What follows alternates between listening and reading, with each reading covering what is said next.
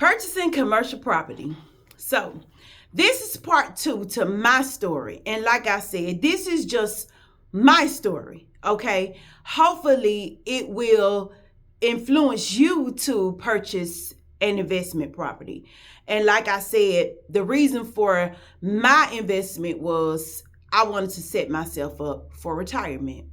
So, hopefully, it'll encourage you to make an investment and invest in, commercial property. But anyway, so in the last video, I explained that I found the property.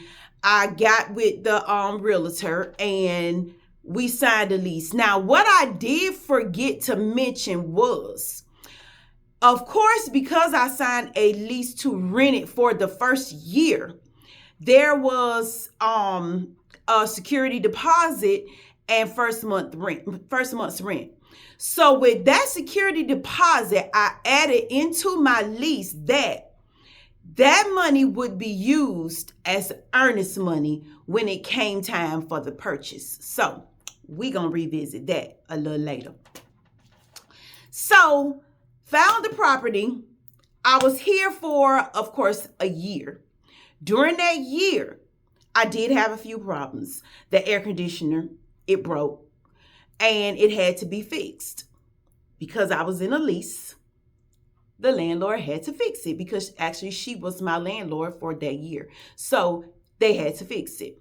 I think I had to get also a new thermostat. They had to replace it because remember, at the same time, this is still their building. And that is normal wear and tear. It wasn't something that I broke. It just happened.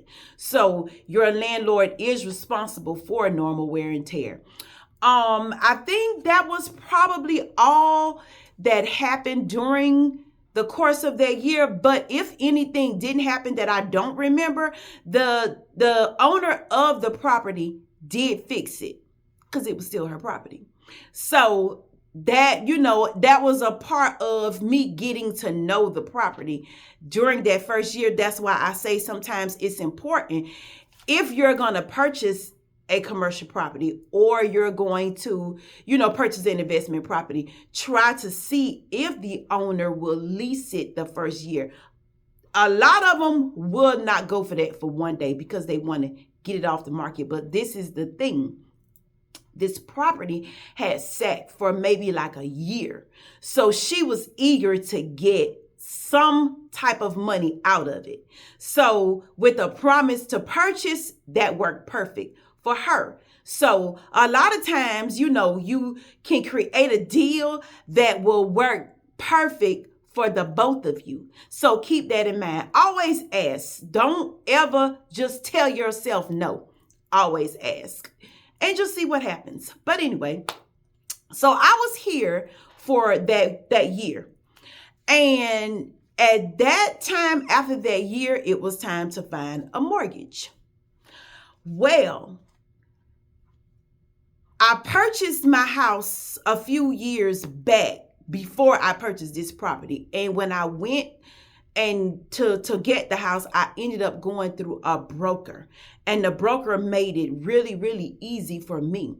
So I reached out to that same broker, but the thing was, he didn't do commercial property. So I was like, oh gosh, now what am I going to do? And I wanted to use a broker because he pretty much helped me get the best interest rate. As well as he helped me, he held my hand through the entire loan. And I guess God was just like, okay, you over that. You don't need your hand held anymore. It's time for you to take off. And I did. But anyway, when I went to the bank one morning, and I explained this in another video that I made. I went to the bank one morning. I was standing at the counter, and the lady that's always in the front that greets me every time I go to the bank, she came and asked me, what can we do for you? So that's when, I was like, well, I'm trying to purchase the building that I'm in, the one that I work out of. So she was like, okay. And she got the president of the bank to contact me. And he did. And he told me that he would come by, take a look at the property. He came by, He walked in and out of property. He walked in the front where I did my retail. He walked in my office. He went all the way in the back.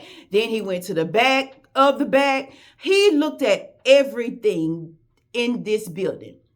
So after he left, he called me and he asked me, he said, first of all, I'm going to need, before he asked me this question, he said, first of all, I'm going to need 2 years of tax return. Second of all, I need to know, before I run your credit, did you finance your business yourself, or did you take out a loan to finance your business? Now, they need to know that, because when they run your credit, they don't want surprises. They want to know whether or not you have big loans already.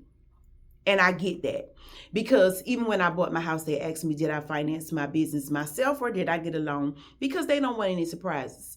So, of course, I had financed my business myself. So that worked out great for me. And this is the thing. Had I already had a big loan, it would have made it harder for me to get a new loan for the property so that I could purchase it. So that worked out great for me. Now, another thing that they look at when you turn in your tax returns for the loan, here's the thing. They're going to look at your personal credit as well as your business income. Your business income is extremely important. And see, with me being such a long-time business owner, I pretty much knew, the ins and outs as far as taxes was concerned and what to do. And my business income was quadruple compared to my personal income. So that worked out great for me. So if you are in business and you do your taxes, make sure every single thing that you purchase, every single thing that you pay, you put it on your tax forms. Everything, you want to put all your expenses on your tax form, because they look at that as income. And the thing that really got me was, on my taxes, I didn't have to tell him what the rent was that I was paying at the time, because he could look on my taxes and see that this is what I was paying for rent, because I put that on my tax forms. So that worked out perfect for me. But anyway, so he went on ahead and he did my credit, and he, got some little information here and there from me. I filled out the application and I did it over the phone. I did not have to go to the bank to do anything, because of course I was working. So he worked with me, and he got all my information over the phone. I guess he did whatever he was going to do with my credit.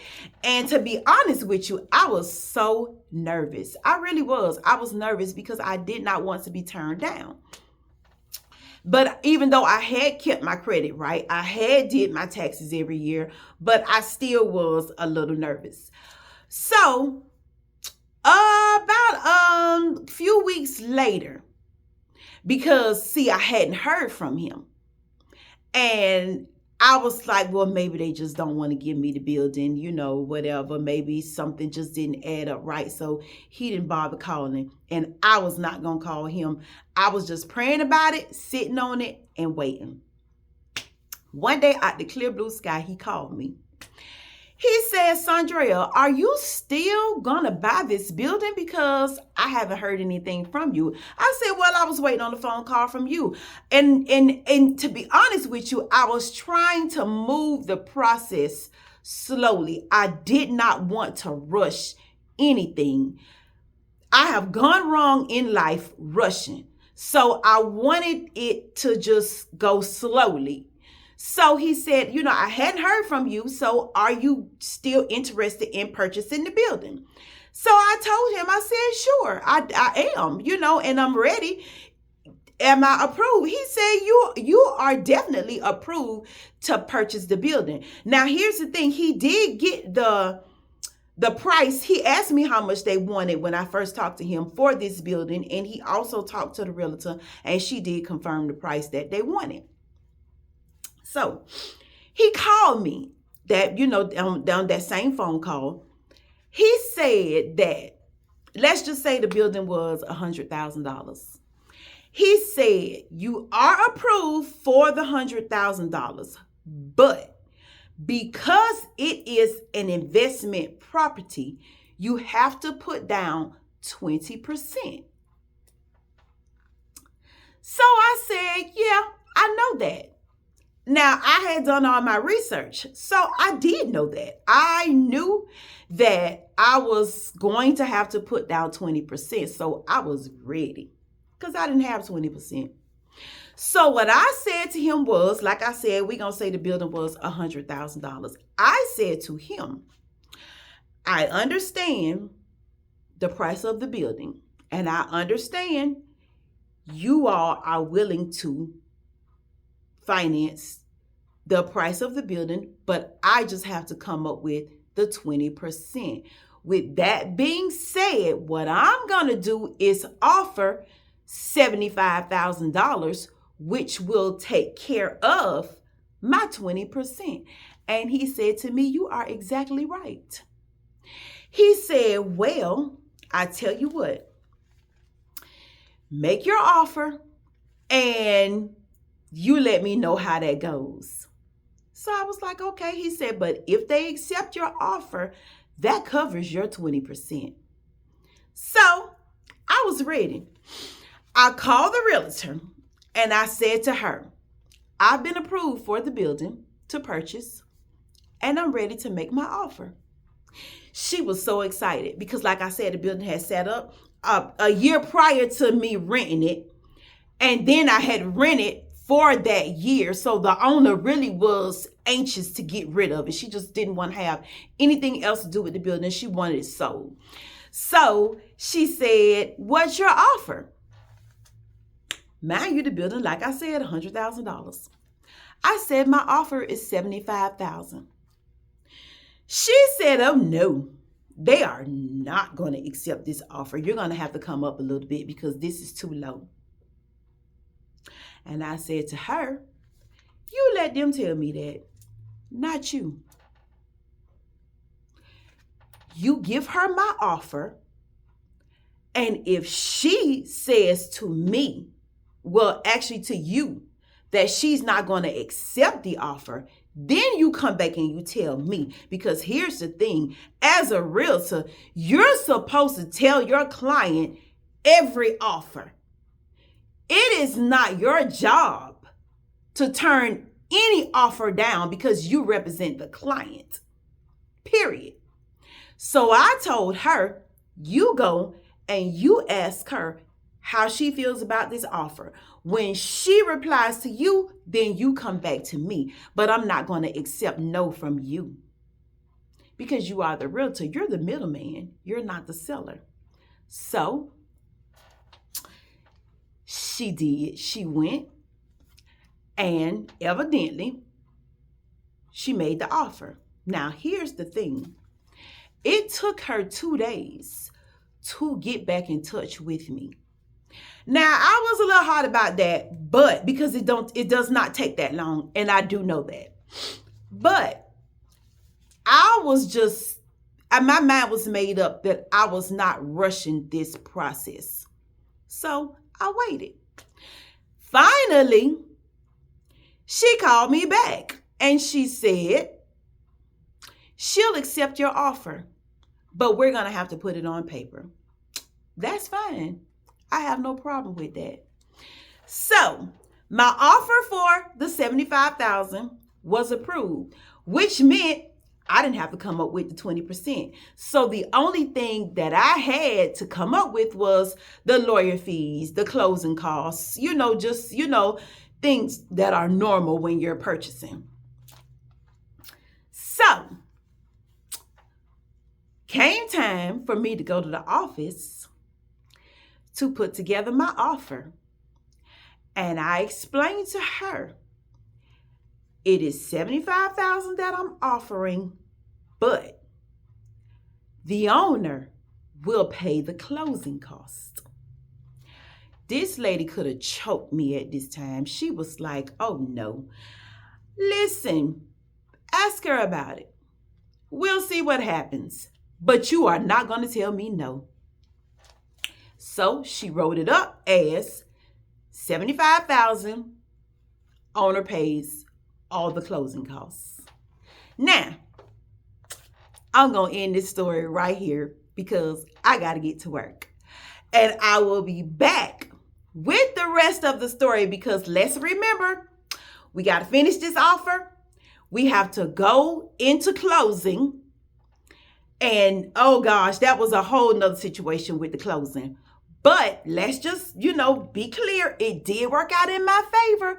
And once again, I'm going to tell you, I did not have to come up with a dime, not one red cent. But I'm going to hold that for the next video. That'll be part 3. Now, if you are not subscribed, go ahead, tap that subscribe button. And I'm going to tell y'all to have a blessed day. Enjoy your day. And I'm going to see y'all later. Bye.